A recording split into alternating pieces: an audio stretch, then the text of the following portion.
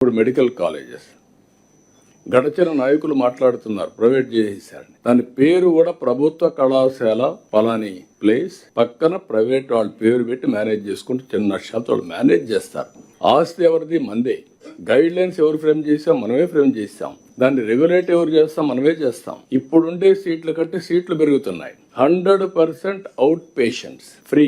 Government hospitals కంటే better గా treatment. 70% in patients మనం పంపించిన ఎన్టీఆర్ వైద్య సేవ పేషెంట్లే ఉంటారు. ఈ రోజు గవర్నమెంట్ హాస్పిటల్ కంటే ఎందుకు ఒకప్పుడు వీళ్ళే సీఎం రిలీఫ్ కర్ణాటక లేకపోతే హైదరాబాద్, తెలంగాణ, చెన్నైకి పంపించారు. వై అంటే గవర్నమెంట్ సర్వీసెస్ అన్ని కూడా చాలవనే కదా.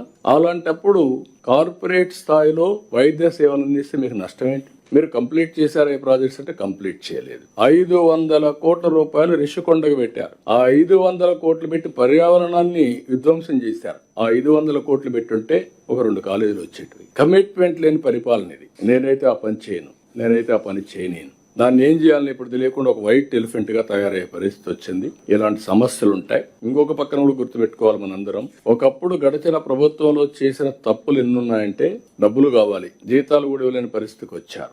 అప్పులు తేవాలి. అప్పులు తేవాలంటే సస్టైనబిలిటీ లేదని ఆలోచిస్తే ఇంట్రెస్ట్ పెంచేస్తారు. మీరు కలెక్టర్స్ గా అందరూ చూస్తూ ఉంటారు. ఎవరైనా ఒక కంపెనీ పెట్టిన వాడు రెగ్యులర్ గా పే చేసి ఆ కంపెనీకి భవిష్యత్తు ఉందనుకుంటే తక్కువ ఇంట్రెస్ట్ రేట్కి ఇస్తాడు. ఎవరైనా ఒక కంపెనీ పెట్టి రిస్క్ ఉందనుకుంటే రిస్క్ ఫ్యాక్టరీ కింద ఇంట్రెస్ట్ రేట్ పెరుగుతుంది.